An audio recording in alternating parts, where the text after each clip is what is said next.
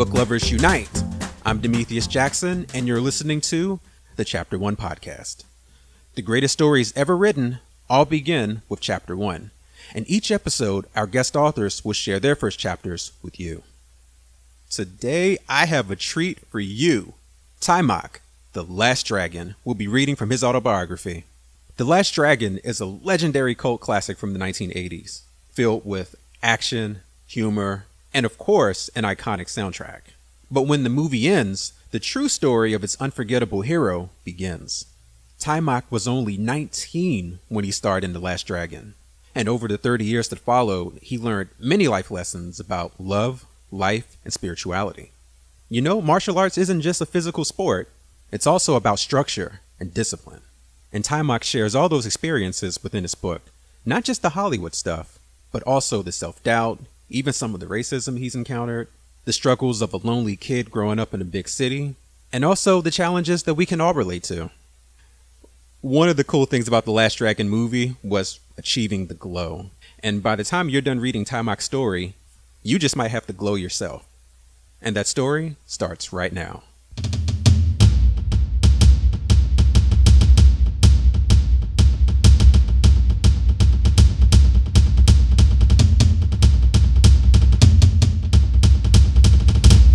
However you look at it, there will always be a mountain in front of you. When you try to do something big, you're going to face obstacles and challenges. There's always going to be someone who is faster, stronger, more skilled. Your fiercest challenger might even be yourself. All of your doubts, insecurities, and anxieties whirling around inside of you are usually the toughest obstacles that you need to overcome. All right. I know that sounds like a cheesy line you've heard a million times before, but man, I've lived it. And I know it's true. I remember that moment. That was especially tough. It was the second time that I ran the epic, exhausting, stomach-churning New York City marathon. Like most challenges, a really intense marathon is as much psychological and emotional as it is physical.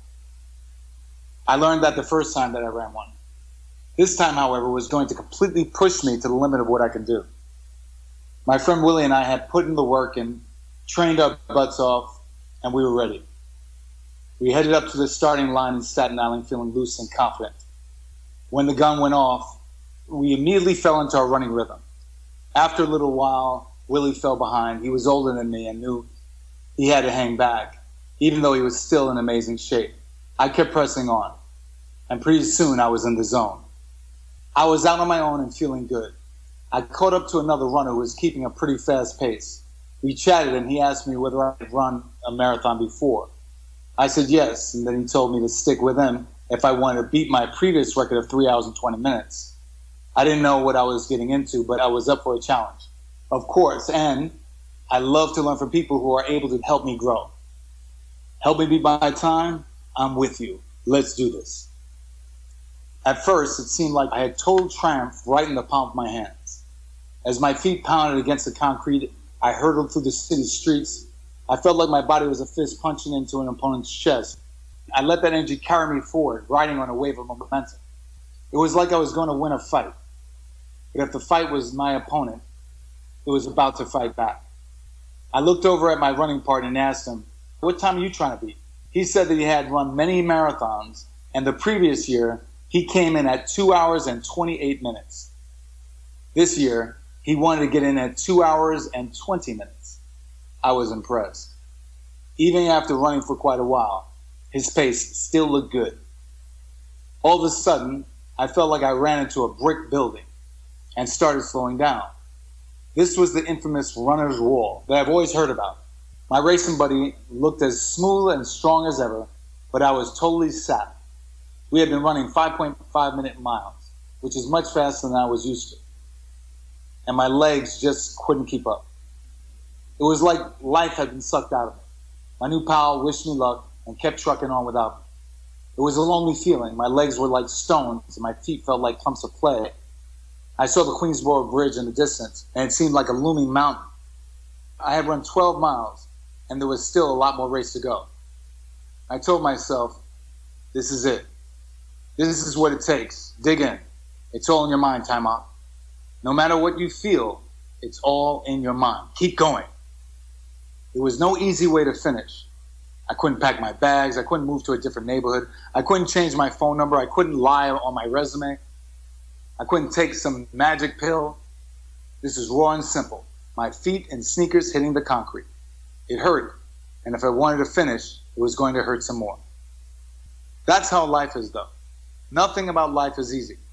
And I've had such a crazy, tough, challenging road to get where I am today. There were many times it hurt like hell, where my legs or my arms or my brain or my heart gave out. And I just didn't think I could go on. But I had to keep going. To all my book lovers out there, do yourself a favor and check out Half Price Books. With more than 120 stores across the country, Half Price Books is America's largest family-owned bookstore. At any of their locations, you can buy and sell new and used books, music, movies, games, electronic devices, even collectibles. And Half Price Books has been dedicated to literacy and environmental initiatives since 1972. They give back to the community by supporting hundreds of worthy projects, including this one, and have been the leading drive behind programs like the Million Books Donation Project and the Half Pint Library Book Drive. Find a Half Price Books location near you by checking out their website at www.hpb.com. There are a lot of talented individuals out there, including you, so why not share your talent with the world? Well, you can with Sunfire Talent. Sunfire Talent is an internet-based talent agency focused on generating mass exposure for everyday people with amazing skills. The company's mission is to help talented people with limited resources showcase their abilities and be discovered on a global stage. Check out featured artists and be featured yourself if you have the skills on sunfiretalent.com. That's sunfiretalent.com. Joining me by phone, I have the last dragon himself, Taimak. How's it going, man? Happy to be alive, baby. I hear you. You've got quite a lot going on right now. You're bouncing around the country. It's the 30th anniversary of Barry Gordon's The Last Dragon. You've got the book tour, a ton of other creative projects. How are you keeping this all together? Well, I'm a trained martial artist, so that helps. And I like traveling. That also helps. Going to be in Connecticut at a Comic-Con up there, Stamford, Connecticut this weekend, Saturday and Sunday. Then I go off to Atlanta on the following week for a screening and book signing. Then to DC on the 1st and the 3rd in September. I've been all over the place, and it's great because people are great and they love the film, they love me, and I love them. So I've read your autobiography, and it's pretty incredible. It's been a really long path of you discovering yourself. What inspired you to share these experiences with people? Well, I was hoping that people could gain something from it for themselves and get some inspiration in their lives, and then also shed a little bit about my journey and that I grew up in New York City and Europe. I'm Black and Italian, and I met a lot of amazing artists, from David Bowie to James Brown. They're friends of my family. And, people were curious about what my life was like after The Last Dragon and before, and my martial arts experience and all those things. So I've been out of the game for a while. Even though I was doing some theater, I wasn't in the Hollywood scene for quite some years. So I thought it'd be a great way to come back out. Absolutely. Has it changed from your perspective? Has Hollywood changed? Yeah. Well, I think because of the whole digital explosion, it's changed in a way where people are able to get creative on camera like they weren't able to do before because film was so expensive. So in that way, it's changed. In another way, people yearn for better content because it's gotten kind of washed up, Yeah.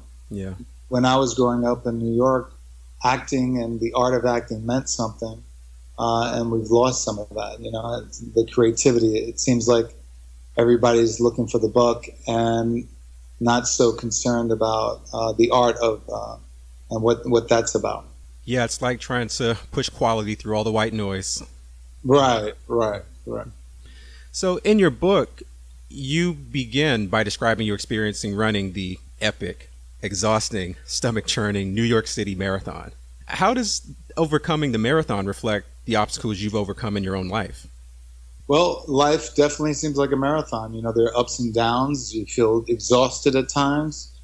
However, at least for people that really want to live a great life, you want to keep going until you get to the top of the mountain. And the marathon's like trying to get to the top of the mountain. Yeah. Everybody, even if they don't say they dream, and they have dreams that they really want to achieve, they really do want to achieve those dreams. It's just hidden somewhere inside of them. So it just needs to be awakened. And sometimes, the cynicism thinking you can't have it all. You can have it all, but it's just a balance. You've got to pay your bills. You got to raise your family. However, if you're a musician, you don't have to be like, on a stage with thousands of people. You can be practicing your music, and I think that enlightens the spirit and does something more than people would think it would do. So to clean the dust off the conga or the guitar or the drums, and just live life, because you never know. Your book was very inspirational, very motivational, which was right up my alley. Who were you specifically trying to reach? It seems like you're really trying to grasp those folks that are out there trying to find themselves as you were. Yeah, I think everybody's trying to find themselves. I don't think everybody, with the exception of some politicians, thinks they're perfect. I think everybody deep down inside knows they could have more of an understanding of themselves. Yeah. And it kind of stays with the theme of The Last Dragon, and that there's a glow inside of you. That inside of you can find answers. So the book is basically a way to, the journey I took in finding myself. And it was a tough journey, but I got to find out some things that I didn't know about myself and that I overlooked. It had to do with some abuse and how that played into every being. Yeah. How did you discover martial arts? Well, my father used to have a really close friend that was a martial arts expert, and when me and my brother were little kids, we started training with him, Gerald Orange. And then I stuck with it. My brother got into music and DJing, and I really enjoyed martial arts. How did martial arts help you build self-esteem after such a tumultuous childhood? Well, just the whole process of how I got into the spiritual side of martial arts came through watching movies like Bruce Lee and the Shaw Brothers and Kung Fu series with David Carradine. There was all that spiritual back and forth, the monks at Shaolin Temple, and there was a lot of Buddhist wisdom in there. So it wasn't so much the physicality as it was the spiritual side of it that had me seeking myself, and that was the real impetus for me finding myself. Was watching these movies. Yeah, it's like people watching The Last Dragon. They tell me it helped them a lot. Yeah, and it's amazing that 30 years later that movie is still relevant. I got to catch a screening of it last time you were here in Dallas. So it shows that those morals and that spirituality really does stand the test of time for thousands of years. Yeah. I mean, life is eternal, There's it goes in cycles, and this is our cycle. But at the same time, it repeats itself, and you also can transform something in this moment. And it's always the same thing. Always the same thing. Courage, honesty, and love. Absolutely. It's always the same thing. Those are the lessons we have to learn, man. Do you feel that you've been shaped by any of the roles you've played on TV or film or on stage? Oh, wow, of course. The Last Dragon, And now when I walk around the street and, I don't know, commit crimes and be a fat belly guy, when people know that I'm a martial artist, not that I would have ever done that. Mm-hmm. It definitely was like a fly on the wall looking at me all the time because people would recognize me. Yeah. So it was kind of a way. It's almost like having an extra parent looking at you. Yeah, especially since you haven't aged at all since the movie. Well, I have, but I know what you mean. People were saying. So, getting back to your autobiography, I love the format of this book. It isn't just a running stream of consciousness. You've included recipes, poems, some of your unfiltered thoughts. Did you have that in mind when you began writing, or was it something that eventually evolved as you continued? What happened was I found my publisher, Michael Conant, and my editor. He found my editor, Matt Buccimi, and I came up with roughly 160 something pages, and they were like, you got to write more. And I don't enjoy writing. And they were just saying, keep writing, just keep writing.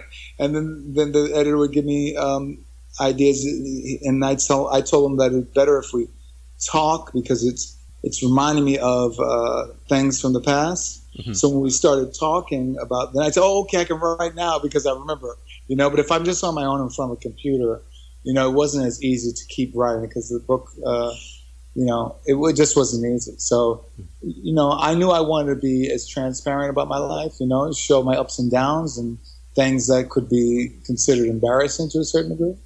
And I just wanted to show that I've come to a place of feeling really confident about my life and enjoying my life, Absolutely. Absolutely. As you know, it's not easy to write a book, and it's also not easy confronting your past. Was writing this book a challenge for you, or did you find it somewhat therapeutic or cathartic? Well, I've done a lot of seminars at Landmark Education, which is kind of looking within. Mm-hmm. And so I was already in that process even before Landmark Education, with meditating and of course, martial arts. So I wrote the book knowing a lot about where I was at, It was just like the editor helped me place chapters in the right place, and, to have a good flow, because that's where it was difficult. I was writing so much, stories were all over the place, and I needed someone to help organize everything. Yeah. So that was a challenge. But, therapeutic, I've already been through a lot of that, so I was just writing the things that I've already dealt with. The lessons that you could teach others. Mm-hmm. Mm-hmm. Yeah, yeah. And you never stop learning. There's always something. There's always something. Absolutely. That's why we're here. Mm-hmm. So what's next on the horizon for you? Are you planning on writing any more books? Well, I have a fresh idea. I've written, of course, a few of the screenplays that have snippets in the book, but my heart is really going in a direction that I really think is the one for me. And I think every creator, actor has something that they really feel fits them. So I can't talk about it right now. I just want to get it on paper and then find a producer that will shop it around, because I feel really strongly about it. And it's just a martial arts epic film, and it deals with the things that we're dealing with in the world, and that's what I want to talk about, but through an exciting story. Especially if it's resonating with you this strongly, it's obviously something that needs to be put out there. Yeah. I mean, the last thing that happened in France with, those innocent people getting ran over, that was as barbaric as it can get. And that really just churned my stomach. You got all these things happening, and then you got on top of it. So I said, what could I do with the celebrity I have and with the creativity I have? What kind of story would really resonate with people to have them go a little deeper? Yeah. And want to live a certain way, because most of the problems we have is just people are inauthentic. Every person judges, and everybody's prejudiced. Yeah. It's just some of us let go our prejudices and judgments much quicker than others. Now, the problem is I don't know, but I can't say most, but so many people hold on to prejudices based on their lifestyle, their religion, their gender, all those things. There's always a reason to hate, and that's unacceptable to me at this time and what we're dealing with. So that's kind of what I want to address in an entertaining way. Yeah, I hear you, man. Accepting accepting your past, takes a certain level of consciousness and a certain level of acceptance. And it's great that you're being able to use your platform to help people reach that through your own experiences. And, that's similar to what I do as well with my books. Right. There's so much stuff out there, and, just being able to look beyond those emotions just for a little bit can give you such a different perspective. Yeah, we gotta do something because things happening here is not too much fun. You gotta really think about it, Yeah. You don't want to think about it. That's the thing, but you have to because it's very confronting. No one said growth was easy. Mm-hmm. So, man, it was great talking with you. Where can readers and fans find you online? Well, no, I mean, I'm touring, and they can always find me on Facebook, / I am Taimak, or Instagram, I am Taimak, and so forth. And just keep looking out, and things are going to be coming out. Okay, great, man. It was really a pleasure talking with you. I'm glad to have you on the show. Thank you for being patient. I appreciate it. No problem. I'll talk to you later. All right, dude.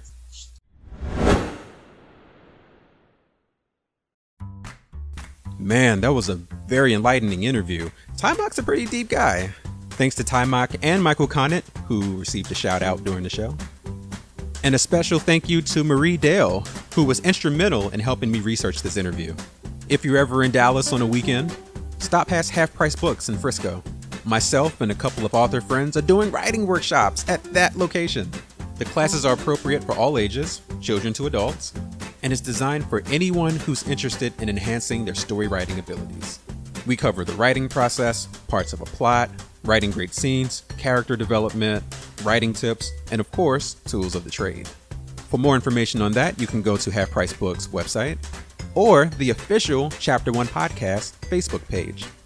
Lastly, if you have any questions, comments about a show, or know an author who you think would be a great fit for this show, reach out to me at info@ch1podcast.com. Till next time.